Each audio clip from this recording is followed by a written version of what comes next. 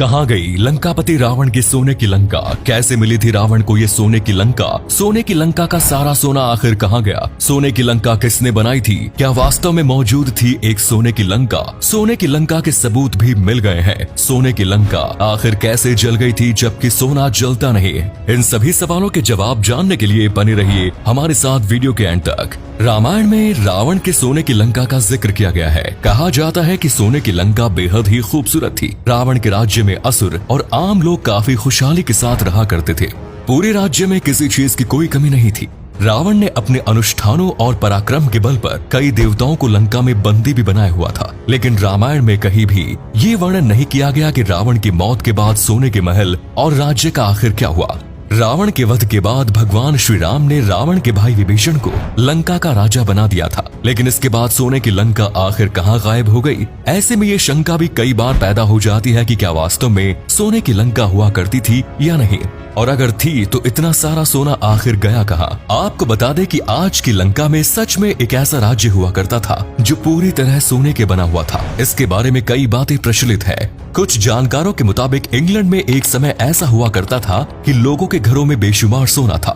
लोग सोने के बर्तनों में खाना खाते थे। चम्मच और गिलास भी सोने के बने हुए थे।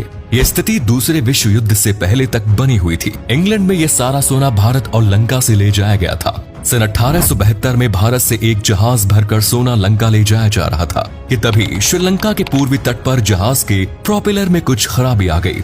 जहाज खराब हो गया और तूफान में फंस गया। सोने से लदे जहाज को कैप्टन ने तूफान के बीच में ही छोड़ दिया और अपनी जान बचाकर श्रीलंका के तट पर पहुंचने में कामयाब रहे। तूफान इतना तेज था कि पूरा जहाज जलमग्न हो गया। तूफान के शांत हो जाने के बाद जहाज को ढूंढने का काम शुरू किया गया। ब्रिटिशर्स ने जहाज को ढूंढने की बहुत कोशिश की, लेकिन उन्हें सोने से लदा वो जहाज नहीं मिला। उस जहाज पर सारा सोना चोरों का लूटा हुआ था। सन 1905 में एक बार फिर अंग्रेजों ने जहाज की तलाशी शुरू की। इसके लिए एक कमेटी और टीम बनाई गई और बड़े पैमाने पर जहाज ढूंढने का काम शुरू हुआ। इस बार अंग्रेजों की मेहनत रंग लाई और उन्हें समुद्र में डूबा हुआ सोना मिल गया। इन सब बातों का जिक्र हेनरी राफेल ने अपनी किताब माई जर्नी ऑफ इंडिया में किया। सोने को समुद्र से बाहर निकाला गया। सोने की जब जांच की गई तो हर कोई हैरान रह गया, क्योंकि जांच में पाया गया कि वो सोना 1872 में डूबे हुए जहाज का नहीं है, बल्कि वो हजारों सालों से सोना समुद्र में पड़ा हुआ है। ये सोना रावण की लंका का ही था जो जलमग्न हो गई थी।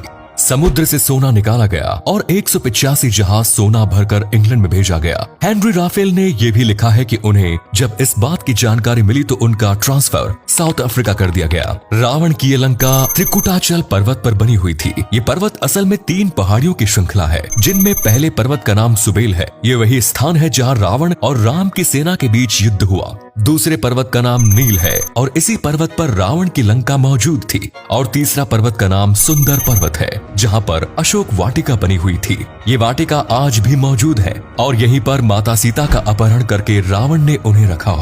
भगवान राम ने हनुमान जी को जिम्मेदारी सौंपी थी कि वो लंका जाए और माता सीता का पता लगाए। इस अभियान को तुलसीदास ने सुंदरकांड नाम दिया। इसी कारण आज भी हनुमान जी की कृपा के लिए सुंदरकांड का पाठ किया जाता है। लंका में रावण के कई हवाई अड्डे भी बने हुए थे। रावण के पास एक पुष्पक विमान भी था, जिसके जरिए ही वो यात्रा किया करता था। रावण ने देवताओं को बंदी बनाकर उनसे कई आविष्कार कराए। उनमें कई ऐसे आविष्कार थे जो आज की साइंस से भी कई गुना अत्याधुनिक थे। यानी रावण की लंका अपने समय से काफी आगे थी। लंका का निर्माण विश्वकर्मा ने किया और रावण को यह लंका कैसे मिली, इस बारे में कई कहानियां प्रचलित हैं। कहा जाता है कि शंकर देव माता पार्वती के साथ कैलाश पर्वत पर रहा करते थे। एक दिन माता पार्वती ने अपनी इच्छा जाहिर करते हुए कहा कि सभी देवी देवता बड़े बड़े महलों में रहते हैं, हमें भी एक महल बनवाना चाहिए, एक ऐसा महल जो इंद्र के महल से भी ज्यादा भव्य हो। पार्वती की इच्छा पूरी करने के लिए देवों के देव महादेव जी ने विश्वकर्मा को एक महल बनाने का हुक्म दिया और धनपति कुबेर ने इस महल को सोने का बना दिया। जब महल का निर्माण कार्य पूरा हुआ तो उसे देखकर हर कोई हैरान रह गया। किसी ने पहले इतना सुंदर भव्य सोने का महल नहीं देखा था। अब गृह प्रवेश की बारी थी और इसके लिए विष्णु जी ने कहा कि ऋषि विश्रवा जी को गृह प्रवेश की क्रिया संपन्न करने के लिए बुलाया जाए। ऋषि विश्रवा ने पूरे विधि विधान के साथ गृह प्रवेश का कार्य कराया। शंकर जी और पार्वती जी ने ऋषि विश्रवा से कहा कि आपको गुरु दक्षिणा में क्या चाहिए। पहले तो ऋषि विश्रवा ने कहा कि उन्हें कुछ नहीं चाहिए, लेकिन शंकर देव ने कहा कि बिना गुरु दक्षिणा के ये अनुष्ठान अधूरा है। सोने का महल देखकर ऋषि के मन में लालच आ गया और गुरु दक्षिणा में उन्होंने रावण से ये महल मांग लिया। इस पर पार्वती को बहुत क्रोध आया और उन्होंने ऋषि को श्राप दिया कि एक दिन ये महल जलकर नष्ट हो जाएगा। उसी श्राप के कारण हनुमान जी ने लंका का सर्वनाश किया। ऋषि विश्रवा से ये महल कुबेर को मिला और रावण ने बाद में कुबेर से ये महल छीन लिया। एक अन्य कथा के अनुसार एक बार रावण कैलाश के ऊपर से गुजर रहा था, तभी उसकी नजर भगवान शिव के सोने के महल पर पड़ी। रावण ने ब्राह्मण का रूप धारण किया और भगवान भोलेनाथ के पास भिक्षा लेने के लिए पहुंचे। भिक्षा में उन्होंने भोलेनाथ जी से उनके सोने का महल मांग लिया। इससे पहले ही पार्वती कुछ बोल पाती महादेव ने रावण को तथास्तु कहते हुए आशीर्वाद प्रदान कर दिया। इसके अलावा भी सोने के महल और सोने की लंका के बारे में कई बातें प्रचलित है। ये भी कहा जाता है कि रावण को कहीं से पारस पत्थर प्राप्त हो गया था। पारस पत्थर किसी भी धातु को सोने में तब्दील कर सकता है। राजस्थान के अलवर जिले से रावण को पारस पत्थर की प्राप्ति हुई। वहीं एक अन्य कथा की माने तो लंका में एक जैन मंदिर था, जहां रावण ने चिंतामणि पार्श्वनाथ भगवान की आराधना की थी। रावण की आराधना से इंद्रदेव प्रसन्न हुए और उन्होंने रावण को पारस पत्थर दिया। इस पारस पत्थर से ही रावण ने अपने महल और राज्य को सोने का बना दिया। रामायण में जिक्र मिलता है कि हनुमान जी ने रावण की सोने की लंका में आग लगा दी थी। पूरा राज्य धू धू कर जलने लगा, लेकिन सोने में तो इस तरह आग लगती ही नहीं है। बहुत अधिक तापमान पर गर्म करने पर सोने को पिघलाया जा सकता है, लेकिन लकड़ी की तरह सोने का जलना मुमकिन नहीं। ऐसे में कुछ आधुनिक इतिहासकारों का मानना है कि लंका सोने की नहीं थी। रावण के राज्य को सोने की लंका इसलिए कहा जाता था क्योंकि वहाँ बहुत अधिक समृद्धि थी। यहाँ पर सोने का शाब्दिक अर्थ नहीं निकालना चाहिए। सोने को यहाँ समृद्धि का प्रतीक माना गया है। अक्सर कविताओं में या लेख में किसी चीज का वर्णन करने के लिए